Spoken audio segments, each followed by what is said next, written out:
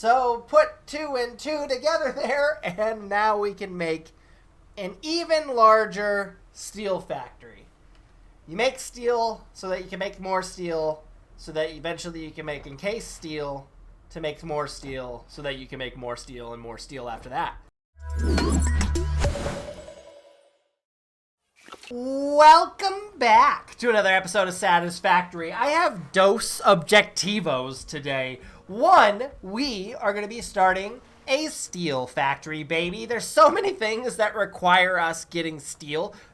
For example, if I wanted Mark III belts, I need to have steel. If I want to get this miner Mark II, I need to have some steel. If I want to do some blueprint stuff, which I obviously do, I need to have steel. And hyper tubes, well, let's just admit it, they're hella fun. And not to mention all the recipes that come with steel eventually. Is this rain loud? I feel like the rain's a little bit loud. Is it just me? But that's not even considering all the things that we're going to need steel for eventually. Like cars, I believe, have steel. Trains, they need steel. There's just so many things that need steel in this world. So I think objectivo numero uno has to be to make a steel factory. And now that we have our newfangled coal electric farm, then I think we can actually realistically do that. We just need to find a place to do that. And I'm thinking, well, we can't really see it, but I'm pretty sure right here, there's iron and coal galore. So we might be able to do a fancy little steel factory up here in this general direction. I hope. I don't know. And the second objective that I want to complete today has to do with this. You can see it's at a standstill. It's because my collection boxes here, my storage containers, they are completely full. So what I should do is hook this up to a resource sink. I wonder if I could just fit one right in here. Nope.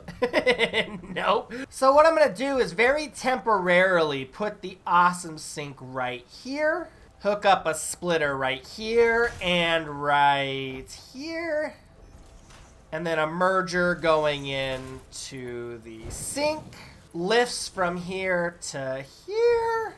And take the power from there and plug it into the awesome sink.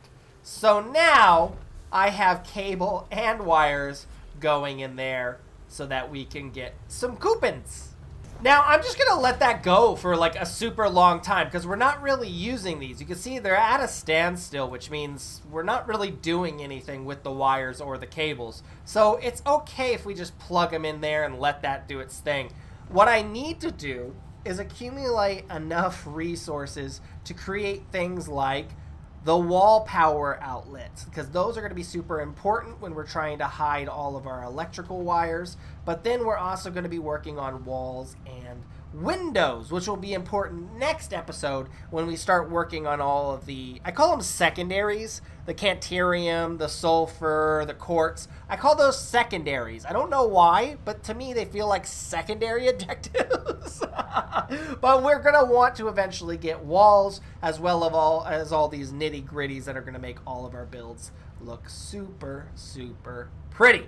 But that's down the line, so this is a great start. So now we can go ahead and just have passive income in the form of tickets. It's not the most beautiful setup, but it works, and I'm happy-ish. So now that objectivo numero uno is completed and we have some passive tickets accumulating there, I think the next thing that we have to do is just prepare to make a steel factory. Now, steel factories, they require both iron and coal, so we're going to need this thing right here, a foundry. So a foundry will smelt the iron and coal and then put that into, I believe, a constructor where we could then construct either pipes or plates, steel pipes or steel plates.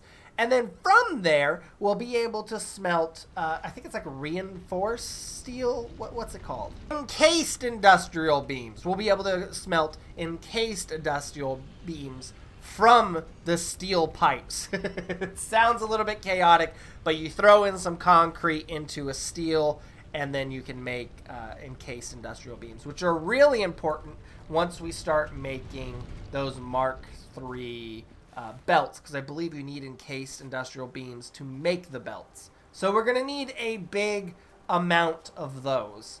A large amount of those? English is rough. So quick math is going to tell me if I want to make steel ingots, it's going to make 45 steel ingots a minute. And if I want to make, where is it at? Steel pipes, it's going to accumulate 30 a minute. And if I want to make steel beams, it's going to accumulate 60 a minute. So 45, oh goodness, math. So I believe the best setup would be 2 foundries merging in together and then splitting out once again to go into 2 constructors, one making steel beams and one making steel pipes. I believe that's the best bet. And then if we want to go ahead and just make steel pipes, we would have 3 to 2. Oh my goodness, ratios. I think the best thing to do for me is really just hit the ground running and start placing down some foundations, and then we worry about the math later. I'm hoping that's the way it works. Bear with me. Let's go on a little bit of an adventure and try to find the place that we want to start our steel factory here.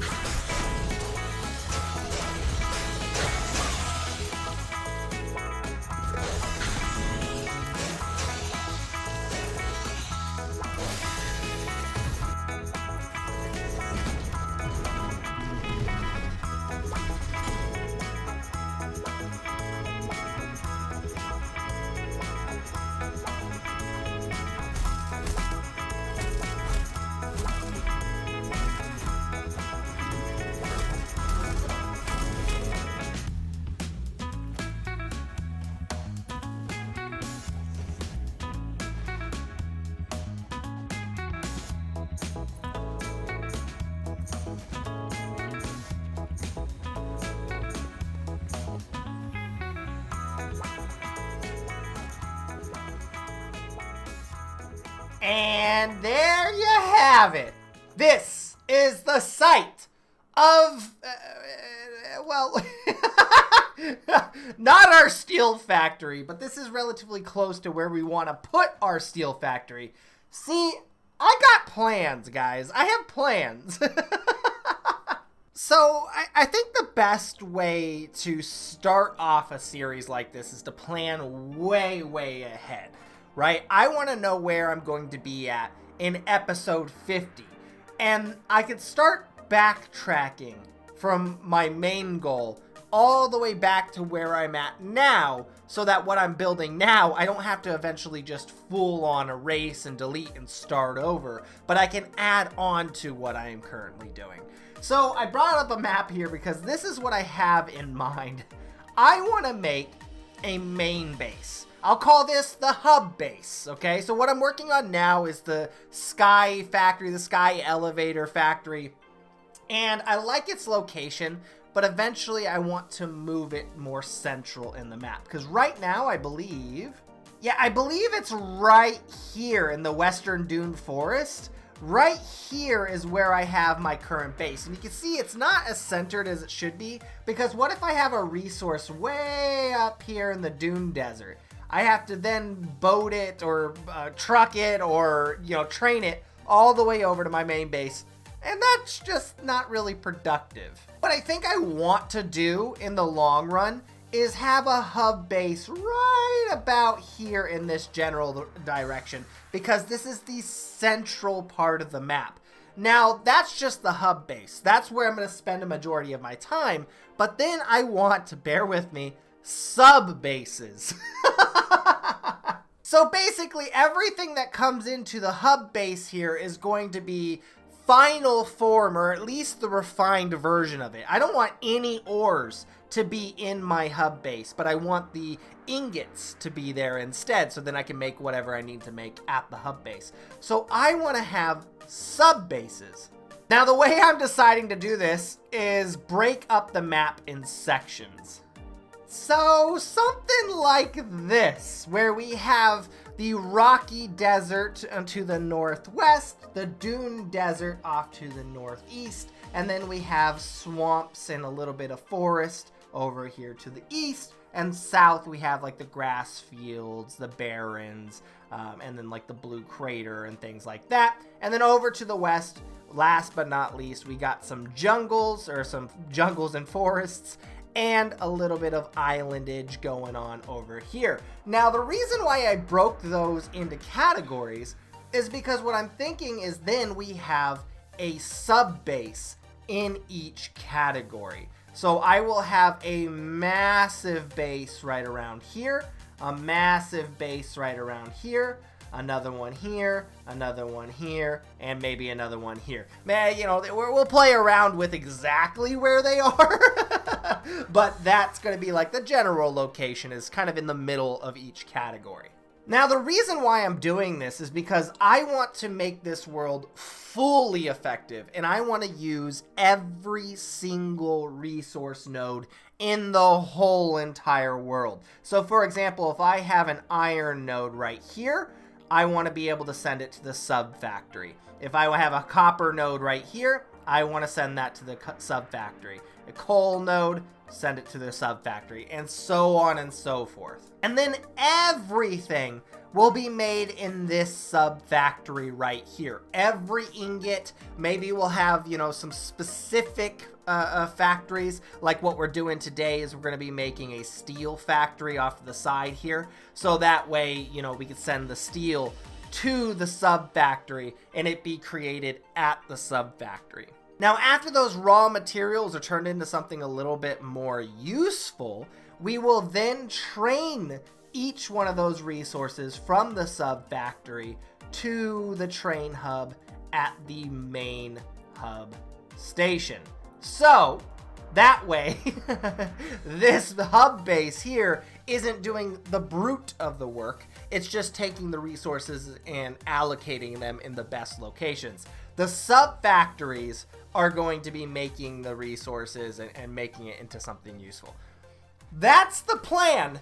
So with iron nodes right here and coal nodes right up there next to those blurry trees, which I don't know why they haven't rendered in yet.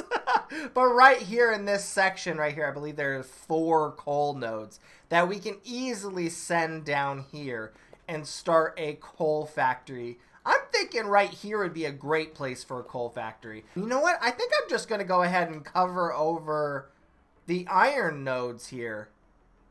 Yeah, that's what I'm going to do. I'm just going to make a building right here and cover over those iron nodes. Let's do it. And ta-da!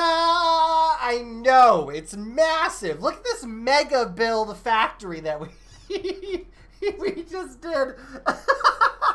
Okay, granted, this isn't that big, but I think that's what Satisfactory is you start off incredibly small, in fact, with 2 little guys here, and it eventually evolves into something massive and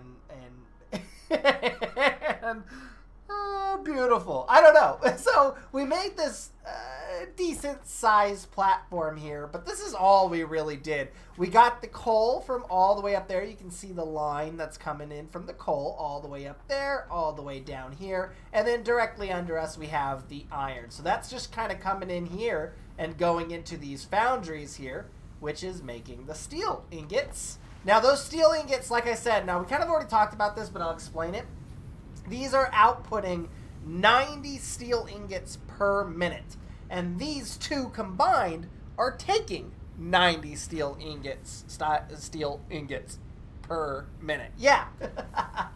See, one is creating steel beams, and the other one is creating steel pipes. So now we have a constant source of pipes and labimos, baby!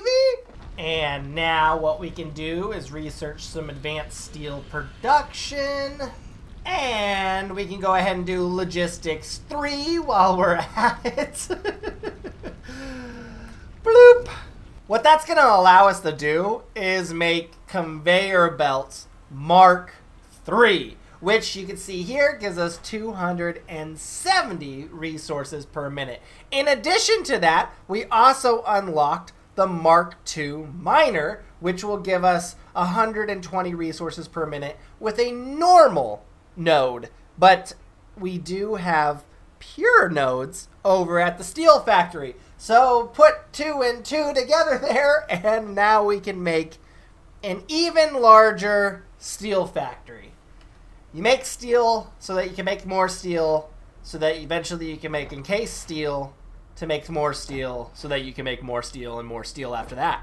And just like that, I am now making 45 steel beams a minute being stored in this storage container, and 60 steel pipes into this storage container. Now, what we also did is we opened up the ability to make, what is it called? Package steel? Is it called package steel? Encased industrial beams.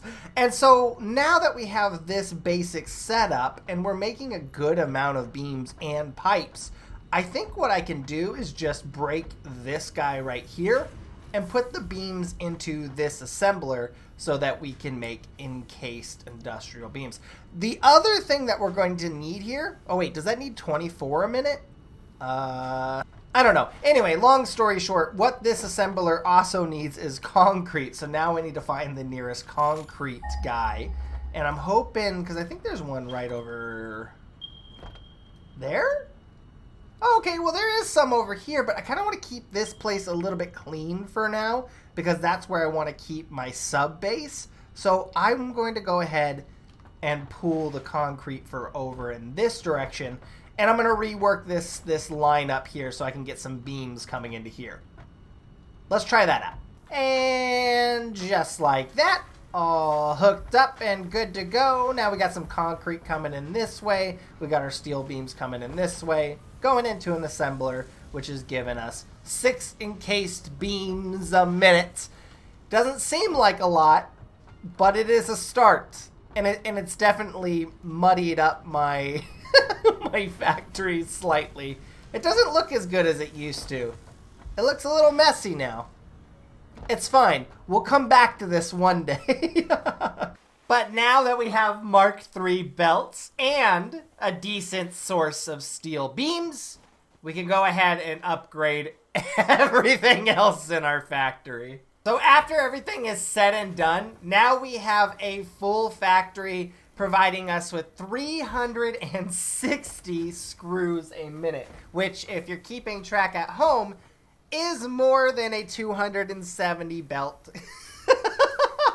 So we got a little bit of a backlog, but eventually, once we get Mark IV belts, that 360 is not going to be enough. So I'm pretty happy with this.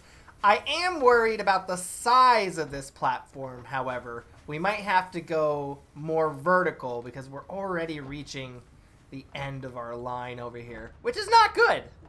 And we're creating 60 iron plates per minute with these 3 constructors and 45 iron rods with these 2 constructors here and 1 more providing rods over in this general direction, which, to be honest, it is more rods than we currently need.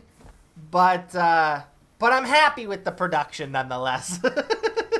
And just increasing the iron factory here allowed us to double our production on all of our goodies. So now we are doubling our production on reinforced iron plates. We now have 10 reinforced iron plates per minute, and we have rotors, which currently this one is turned off because our screw production, these have 100 screws per minute.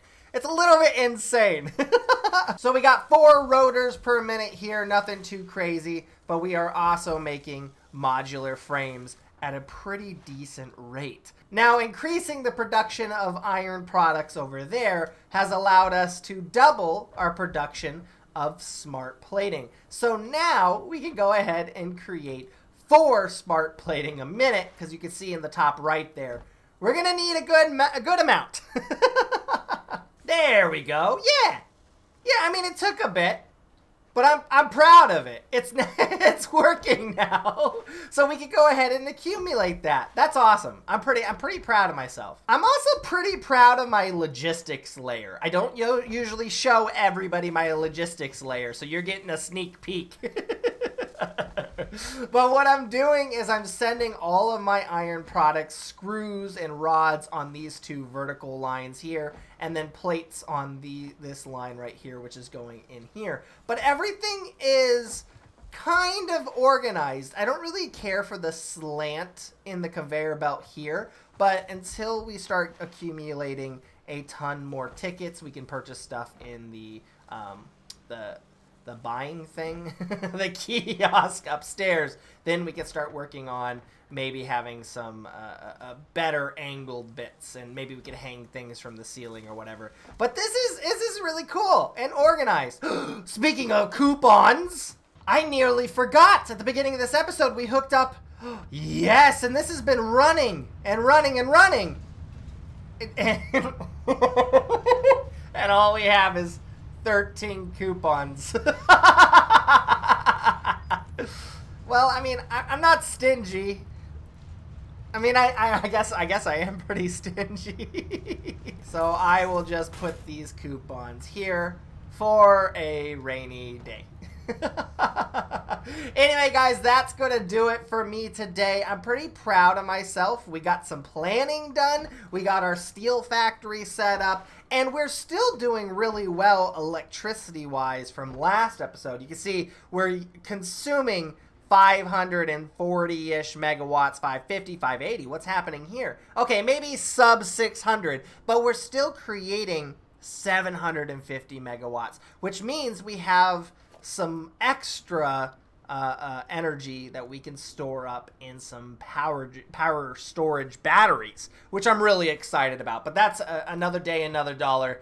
I am officially done with this project. Next episode, what I want to do is start working on some secondary stuff. So we're going to be getting some quartz factories set up, some cantarium, and some sulfur factories set up. So that way we can get the nitty-gritties, the nuts and bolts here, and start making this place look a whole lot better with glass windows, steel beams that hold this platform up so it doesn't look like it's just floating, and a whole bunch more. But I hope you guys liked this episode. If you did, please like it and pass it on to your friends. Why not? I love you guys, and I'll see you guys in the next one. Peace.